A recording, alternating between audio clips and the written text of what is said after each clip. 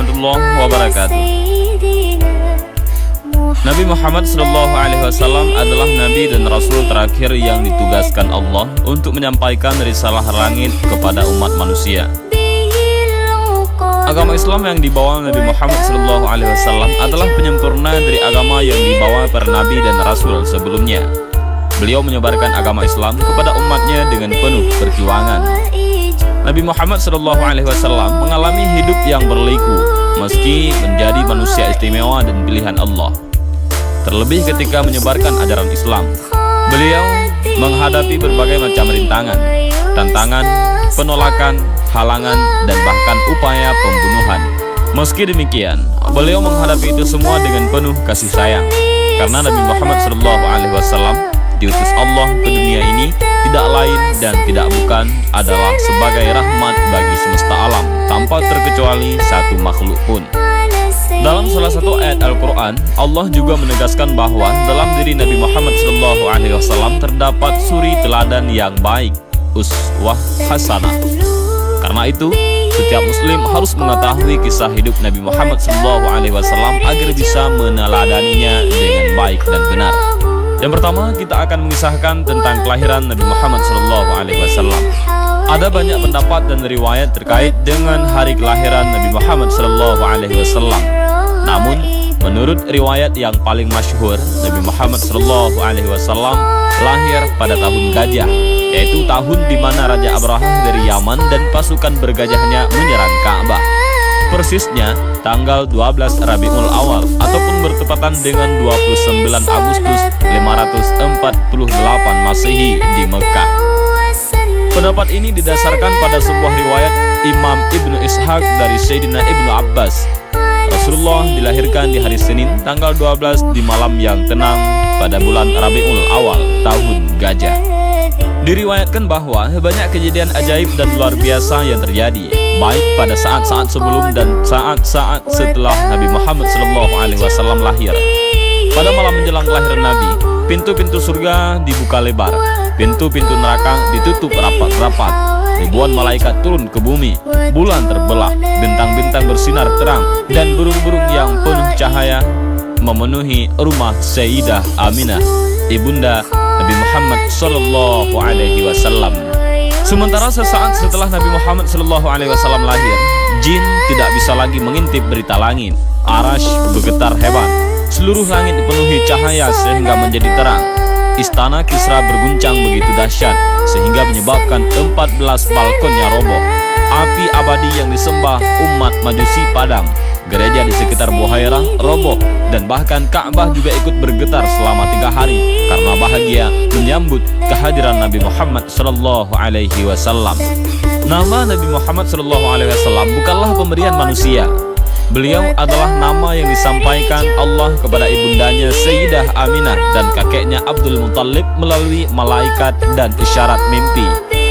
Dalam satu riwayat seperti tercantum dalam As-Sirah An-Nabawiyah karya Ibnu Hisham, Sayyidah Aminah didatangi malaikat ketika sedang mengandung. Kepada Sayyidah Aminah, malaikat tersebut menginformasikan bahwa anaknya yang berada dalam kandungan itu adalah pemimpin umat dan meminta agar menamainya Muhammad.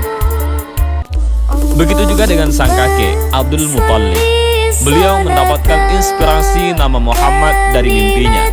Jadi, pada saat cucunya lahir, Abdul Muttalib membawanya ke dalam Ka'bah dan bertawaf. Setelah itu, beliau keluar dan melewati kerumunan massa.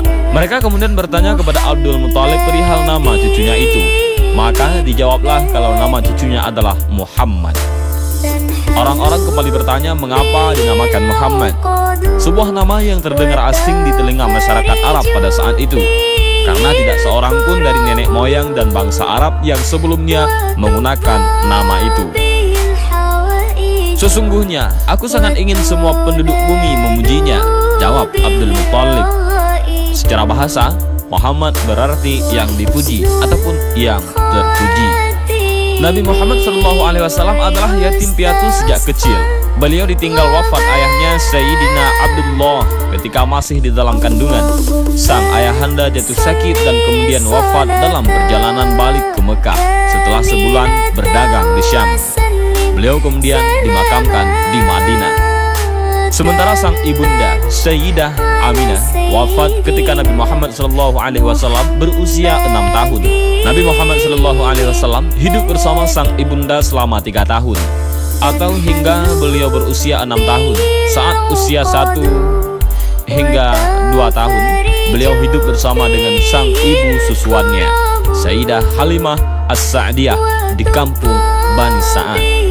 Waktu itu, keluarga Arab kota memiliki kebiasaan untuk menitipkan anak mereka yang baru lahir kepada perempuan desa ataupun gurun untuk disusui. Hal itu dilakukan agar anak mereka terhindar dari penyakit yang ada di wilayah perkotaan, agar anaknya memiliki tubuh yang sehat, dan agar anak-anak mereka fasih dalam berbahasa Arab. Begitupun dengan Sayyidah Aminah, beliau menitipkan anaknya Nabi Muhammad SAW kepada Halimah As-Sa'diyah beberapa saat setelah melahirkannya. Dengan demikian, Nabi Muhammad SAW menghabiskan masa anak-anaknya, yaitu masa balita, di kampung Bani Sa'ad. Kehadiran Nabi Muhammad SAW membawa keberkahan tersendiri bagi Halimah dan keluarganya. Setelah ada Nabi Muhammad SAW, kehidupan Halimah dan keluarganya menjadi lebih sejahtera karena hewan ternaknya menjadi gemuk-gemuk dan beranak banyak. Pada usia 6 tahun, Nabi Muhammad SAW kembali hidup dan tinggal bersama sang ibunda. Namun tidak berselang lama, beliau ditinggal wafat sang ibunda. Nabi Muhammad SAW kemudian diasuh oleh kakeknya Abdul Muttalib. Tidak lama kemudian, kakeknya wafat dan Nabi diasuh oleh pamannya Abu Talib. Pada saat itu, usia beliau 8 tahun. Nabi Muhammad SAW mulai bekerja mengembala kambing milik orang kaya Mekah. Setidaknya, ada 3 alasan mengapa Nabi Muhammad kecil akhirnya memutuskan untuk bekerja mengembala kambing. Yang pertama, membantu meringankan beban ekonomi Abu Talib. Yang kedua, mengembala kambing tidak butuh modal. Yang ketiga, Nabi Muhammad SAW senang berada di padang yang luas karena di sana beliau bebas merenungkan segala sesuatu secara mendalam tanpa ada yang mengganggunya. Beliau menjadi pengembala kambing kurang lebih selama 4 tahun.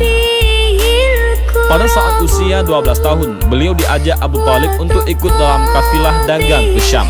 Sejak saat itu, beliau semakin menekuni dunia perdagangan. Hingga suatu ketika, seorang saudagar kaya Mekah, yaitu Sayyidah Khadijah, membuka lowongan kerja bagi siapa saja untuk menjajakan barang dagangannya. Abu Talib mendengar hal itu dan kemudian menawarkannya kepada Nabi Muhammad. Beliau menerima tawaran tersebut. Tugas pertama Nabi Muhammad SAW adalah berniaga ke negeri Syam. Beliau ditemani Maisarah, budak Sayyidah Khadijah, dengan membawa barang dagangannya berupa kain-kain. Berkat kerja keras, sikap jujur dan amanah, Nabi Muhammad SAW berhasil menjajakan barang dagangannya. Semuanya laku terjual dan untung banyak. Setelah mendengarkan cerita dari Maisarah, Sayyidah Khadijah terkesima dengan sikap dan perangai Nabi Muhammad SAW dalam mendagangkan barangnya. Dalam beberapa buku disebutkan bahwa Nabi Muhammad SAW sudah menjadi pemimpin kafilah dagang ke luar negeri pada saat usianya baru 17 tahun. Beliau berdagang hingga ke 17 negeri lebih, diantaranya Syam, Yordania, Bahrain, Busra, Irak, Yaman, dan lainnya. Dalam Sirah An-Nabawiyah, Al-Mubarakfuri menjelaskan bahwa Nabi Muhammad SAW menggandeng As-Sa'ib bin Abu Sa'ib sebagai partner saat awal-awal memulai bisnis. Bagi Nabi Muhammad SAW, Abu Sa'ib adalah rekan terbaiknya dalam bisnis, tidak pernah berselisih dan tidak pernah curang. Dan inilah sedikit kisah dan biografi Rasulullah SAW dari kelahiran sampai masa remajanya. Mudah-mudahan kisah ini bermanfaat, dan jangan lupa untuk membagikan kisah ini kepada kawan-kawan yang lain agar semuanya bisa mendapatkan manfaat. Allahu a'lam bishawab. Assalamualaikum warahmatullahi wabarakatuh.